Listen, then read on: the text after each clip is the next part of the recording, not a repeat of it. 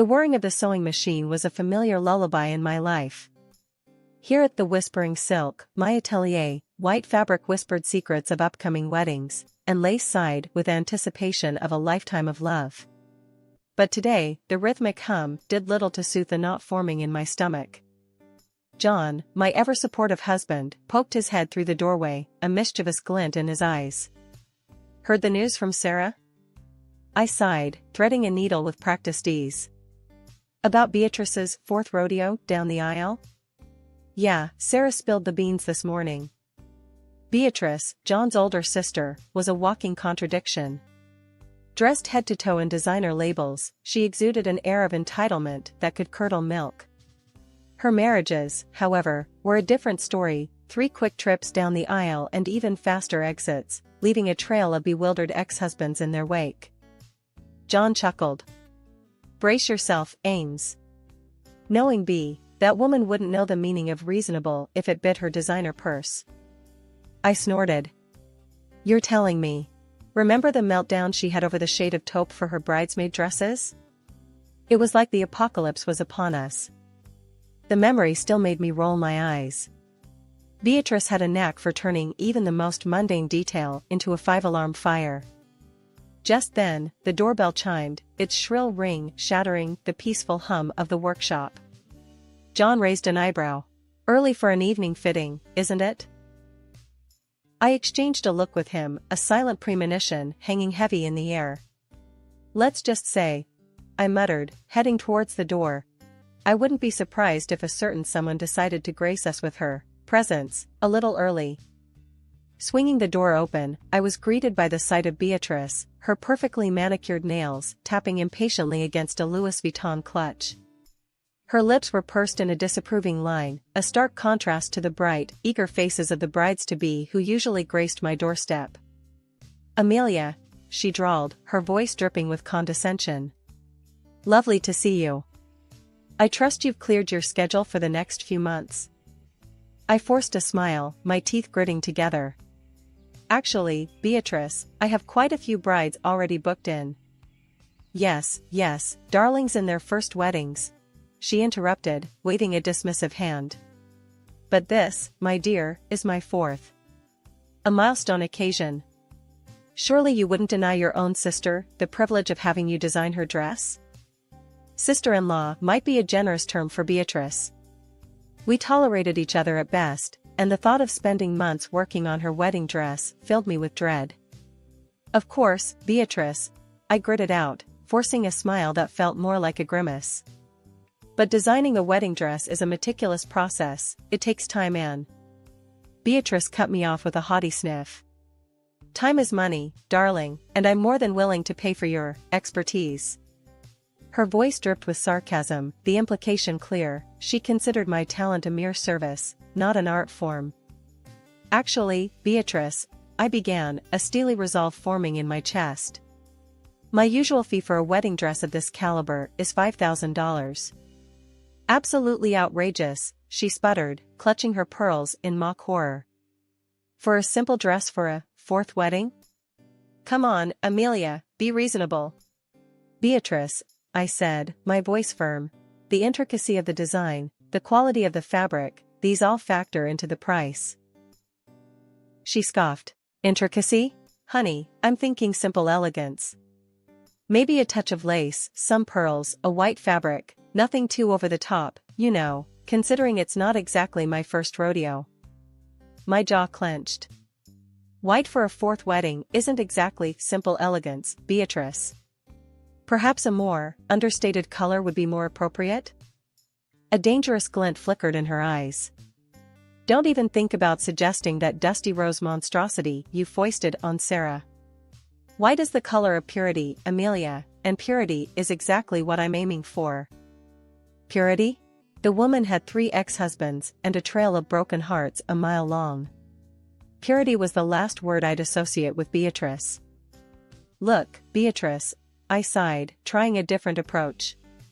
"How about we take a look at some sketches, discuss some fabrics, and then we can talk about the price?" The next hour was a masterclass in frustration. Beatrice shot down every design suggestion, wrinkled her nose at every fabric swatch, and insisted on adding more and more bling to every iteration. "More crystals here," she'd say, tapping a sketch with a perfectly manicured nail. "And a longer train, don't you think? A girl can never have too much train on her wedding day." I gritted my teeth, reminding myself that Beatrice's outrageous demands wouldn't pay the bills if I didn't somehow placate her. Finally, after an eternity of back and forth, we settled on a design, a white, strapless gown with a voluminous skirt and enough crystals to blind a small country. "And the price for this masterpiece?" Beatrice drawled, leaning back in a plush armchair. "Taking into account the complexity of the design and the—" I hesitated, searching for a polite way to phrase it, "extravagant amount of embellishments, the total comes to $3,000. Beatrice's eyes widened. "3,000? Are you serious, Amelia? That's highway robbery." "It's a fair price," I countered, my voice firm. "My team and I will be putting in countless hours to create this dress." "Look," she said, her voice softening into a feigned sweetness, "how about a little family discount? Sisters-in-law should look out for each other, shouldn't they?" I stared at her, incredulous. A family discount after all the insults and demands? The audacity of the woman. "Beatrice," I said, taking a deep breath, "consider this my final offer, $3,000. Not a penny less." In the end, she agreed, but as if she had done me a favor. A few weeks passed, and at the next fitting she made a shocking statement. "Considering this is a family affair," she began, her voice dripping with condescension, "and all, I was thinking maybe we could skip the whole money exchange thing." My jaw dropped. "Skip the money exchange? Beatrice, this dress took weeks to create. My team and I put in countless hours." "Look, sweetie," she interrupted, waving a dismissive hand, "think of it as a wedding gift from your dear sister-in-law. A way to show you support my fourth trip down the aisle." My blood pressure skyrocketed. $3,000 was a significant chunk of change, not to mention the countless hours of labor. A free dress? As a wedding gift? The audacity of the woman. "Beatrice," I said, my voice tight with anger, "I already cut you a 30% discount. My team deserves to be paid for their work." She scoffed. "Oh, come on, Amelia. Don't be so petty. It's just a dress. Besides, think of the exposure. Having me, Beatrice Kensington, wearing your creation at my wedding? Priceless publicity, darling." Priceless publicity? This woman truly lived in a world of her own delusions. There was no way I was letting her walk all over me and my business. "Beatrice," I said, my voice firm, "my final offer is $3,000. Not a penny less." Her smile evaporated, replaced by a thunderous frown. "Fine," she spat, her voice laced with venom. "But don't think this is over, Amelia. You'll regret crossing me." With that, she stormed out of the atelier, leaving me speechless and fuming. That evening, I recounted the whole ordeal to John, expecting him to be on my side. To my relief, he was. "The woman's delusional," he said, shaking his head. $3,000 is more than fair. You don't owe her a single stitch for free." Just as I started to relax, the phone rang. It was Beatrice's mother, my mother-in-law. My stomach lurched. Dealing with one Beatrice was enough, the thought of placating both of them filled me with dread. "Amelia," my mother-in-law began, her voice laced with concern, "I heard about the disagreement with Beatrice. Please, can't you just make the dress for her? As a wedding gift from our family?" My heart sank. A part of me wanted to refuse, to stand my ground. But another part, the more sentimental part, couldn't bear to disappoint my kind mother-in-law. "All right," I sighed, the words leaving a bitter taste in my mouth. "But consider it a gift from John and me. Not a freebie." My mother-in-law let out a sigh of relief. "Thank you, Amelia," she said, her voice filled with gratitude. "Beatrice has a way with words, but I know she appreciates your talent. This dress will mean a lot to her." I wasn't so sure about that, but I held my tongue. The last thing I needed was another fight, especially with my mother-in-law. The dress was coming together beautifully, a masterpiece of white lace and delicate hand-sewn details. Every stitch held a silent testament to the countless hours I and my team had poured into creating Beatrice's dream wedding gown. Yet, the joy of creation was overshadowed by the constant tension of her upcoming visit. A week before the wedding, Sarah, one of my closest friends and Beatrice's acquaintance, called. We chatted about the upcoming wedding, the excitement bubbling in her voice. "Can you believe it's almost here?" she gushed. "I even took a peek at the guest list the other day." Guest list? My stomach lurched, a flicker of unease sparking within me. Guest list? I echoed, my voice barely above a whisper. Beatrice hadn't explicitly mentioned a guest list, but I assumed I would be included as a family member. "Yeah," Sarah said, oblivious to my sudden apprehension. "It's quite a crowd, all the A-listers and socialites Beatrice has been bragging about." A cold dread crept into my limbs. "And everyone's invited?" I asked, my voice strained.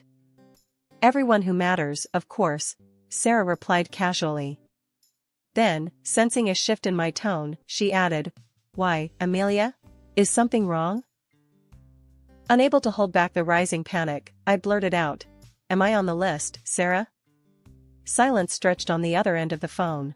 "Amelia, I don't see your name." The blood drained from my face. "You don't see my name?"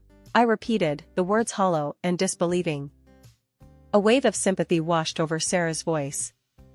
"Hold on, let me double-check." There was a rustling of paper, followed by another heavy silence. "No, Amelia," she finally admitted, a hint of sorrow in her tone. "Your name definitely isn't there." Shock morphed into anger. Beatrice, after all the work, the endless revisions, and the exorbitant cost, had the audacity to exclude me from her wedding? My hands clenched into fists. I hung up, my mind reeling. John entered the room, just then, his brow furrowed with concern. "What's wrong, Ames? You look like you've seen a ghost." I recounted the entire conversation with Sarah, my voice trembling with a mix of hurt and anger. John's face mirrored my own outrage. "That's unbelievable," he exclaimed. "After everything you've done for her?" We immediately called Beatrice. When she answered, her voice was chirpy and cheerful. "Amelia, darling, how's my dress coming along?" John snatched the phone from my hand. "Don't you darling us, Beatrice," he said, his voice cold and hard. "We know you didn't invite Amelia to the wedding." A surprised gasp escaped Beatrice. "Oh, honey," she cooed, feigning innocence. "Is that what this is about? Surely, you understand, it's a very exclusive affair. Just the cream of society, you know?" After these words, she hung up the phone. John and I exchanged heated glances as the phone call ended. The air crackled with indignation. Beatrice's audacity had pushed me over the edge. No way was I letting her walk all over me, not after all the blood, sweat, and tears poured into her precious wedding dress. A mischievous glint ignited in my eyes. Revenge, a delicious word, danced on my tongue. Beatrice wanted exclusivity? I'd give her exclusive, a wedding day surprise she wouldn't forget.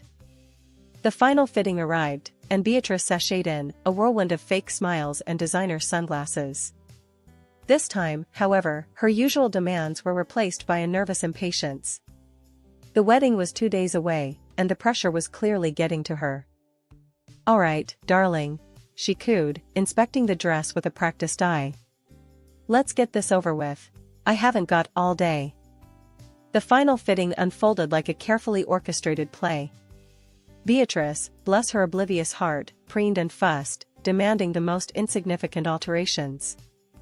This time, though, I played the part of the patient seamstress to perfection, all the while suppressing a smile that threatened to erupt onto my face. "There's just one minor detail left," I lied smoothly, once she'd finally exhausted her list of imaginary flaws. "A small embellishment on the back that requires some delicate handwork. I'll finish it in 2 days." Beatrice, ever impatient, bristled at the delay. 2 days? Seriously, Amelia? Can't you just do it now? It's a very intricate piece, darling, I countered, my voice dripping with fake sympathy. Trust me, it's best left untouched until the last minute. Besides, wouldn't you want your dress to look absolutely flawless when you walk down the aisle? Her vanity outweighed her suspicion. All right, she grumbled, finally relenting. Just make sure you get there early on the wedding day. I wouldn't want any last-minute hiccups. With a triumphant wave of her manicured hand, she sashayed out the door, leaving me alone with a mischievous grin plastered on my face. The air crackled with the thrill of rebellion. No way was I handing her the real dress after her little guest list stunt. The moment the door closed, I sprang into action. In the back room, a box, my secret weapon, awaited. I'd procured it earlier, its sturdy cardboard a blank canvas for my revenge masterpiece. But first, I needed a little something extra. Rummaging through my fabric scraps, I found a leftover piece, the cheapest, most uninspired polyester I could find, in a shade vaguely similar to Beatrice's ivory lace. With swift precision, I folded the fabric, creating a loose, flowing silhouette that mimicked the shape of the dress. It wouldn't be an exact replica, but that was part of the fun. This dress would be a caricature of Beatrice's inflated ego, a symbol of her shallowness and lack of respect. The wedding day arrived, a crisp spring morning buzzing with nervous anticipation. John and I parked discreetly across the street from Beatrice's house, a hive of frantic activity. Through the window, I could see her flitting around like a hyperactive hummingbird, barking orders at a team of flustered bridesmaids and stylists. Taking a deep breath, I hoisted the now christened surprise box onto my shoulder. It felt surprisingly light, a stark contrast to the emotional weight it carried. John squeezed my hand, a silent reassurance in his warm touch. We marched up the front steps and were greeted by a flustered maid of honor. Amelia? John? What are you two doing here so early? Beatrice requested I bring the dress at the venue, I explained, keeping my voice even. The maid of honor scurried off to relay the message, leaving me and John alone in the foyer. The air crackled with nervous energy, punctuated by the distant shouts of Beatrice barking orders. A moment later, Beatrice herself appeared, a whirlwind of tulle and barely concealed panic. Amelia, there you are. Thank goodness. Where's the dress? Right here, I said, hefting the box towards her. Beatrice, oblivious to the impending chaos, barked another order at a passing bridesmaid, and then she turned to us. John, you can stay. And you, Amelia, get out of the house, the dressmaker doesn't belong here. We did not argue or make scandals, just exited the house, the weight of the cardboard box replaced by a lightness in my chest. We returned to our car, the sounds of the bustling household fading behind us. John started the engine, a playful glint in his eyes. So, what now? He asked. Now, I said, a mischievous glint mirroring his. We wait for the fireworks. Little did we know, the fireworks had already begun. As we drove away, news of Beatrice's outrageous treatment of me spread through the house like wildfire. Her brother, already fuming over her exclusion of me from the guest list, was livid. His wife, Sarah, a close friend of mine, added fuel to the fire, recounting the details of Beatrice's arrogance. The result? A full-blown family brawl. John's brother and his wife stormed out, refusing to attend the wedding in protest. The news, of course, reached Beatrice amidst the chaos of getting ready. But in her self-absorbed world, the only thing that mattered was the dress. The doorbell's shrill ring sliced through the quiet comfort of our home, shattering the peaceful aftermath. John and I exchanged a surprised glance, a silent question hanging in the air. An hour had barely passed since we returned from Beatrice's chaotic house. What fresh drama could this be? With a deep breath, I opened the door, bracing myself for the unknown. My heart plummeted the moment I saw them, a fuming Beatrice, her usually perfectly coiffed hair askew, her mother, a picture of weary resignation, and a bewildered-looking fiancé flanking them. Beatrice, eyes blazing with fury, thrust the surprise box at me, the cardboard now crumpled and ripped. Inside, the cheap fabric lay exposed, a pathetic substitute for the dress she'd expected. "What the heck is this?" she shrieked, her voice laced with barely contained rage. "That, my dear Beatrice," I replied, my voice calm but firm, "is exactly what you deserve." Her mother, clearly mortified by the scene unfolding, stepped forward. "Beatrice, calm down. What's going on here?" Beatrice ignored her mother, her attention solely on me. "You ruined everything. You sabotaged my wedding." "Hold on a second," I interjected, raising a hand. "Let's get something straight. You excluded me from your guest list, treated me like a glorified servant, and expected me to hand over a $3,000 dress for free. This little surprise," I tapped the crumpled box, "is just a taste of your own medicine." Her face turned scarlet, a strangled gasp escaping her lips. She lunged towards me, fists clenched, but her mother grabbed her arm, holding her back. "Don't even think about it, Beatrice," her mother hissed, her voice laced with disappointment. Beatrice, however, couldn't contain her fury. She whirled on her mother, yelling accusations. "You're all in on this. Ruining my wedding day." The fiancé, witnessing this display of temper, looked as if he'd swallowed a lemon. "Is this what I can expect after we get married?" he said, his voice tight. Beatrice's tirade abruptly stopped. She stared at him, a flicker of dawning realization crossing her features. The fiancé, clearly disgusted by the entire scene, sighed heavily. "This wedding is off," he declared, his voice flat. Beatrice's face contorted in a mixture of shock and disbelief. "No, you can't cancel. We can work this out." He shook his head, his gaze unwavering. "I deserve better than this drama. Goodbye, Beatrice." With that, he turned on his heel and walked away, leaving Beatrice speechless, her dream wedding crumbling around her. A stunned silence descended upon the porch. Beatrice's mother, shaking her head in disappointment, offered a weak apology before following the fiancé's path. Beatrice stood there, alone and defeated, the weight of her actions finally settling upon her. Without another word, she turned and trudged down the street, the wedding dress, or rather, the sad excuse for it, still clutched in her hand. John and I watched the scene unfold, a sense of satisfaction washing over me. Beatrice had gotten a harsh lesson in humility, and hopefully, it would be one she wouldn't soon forget. In my voice.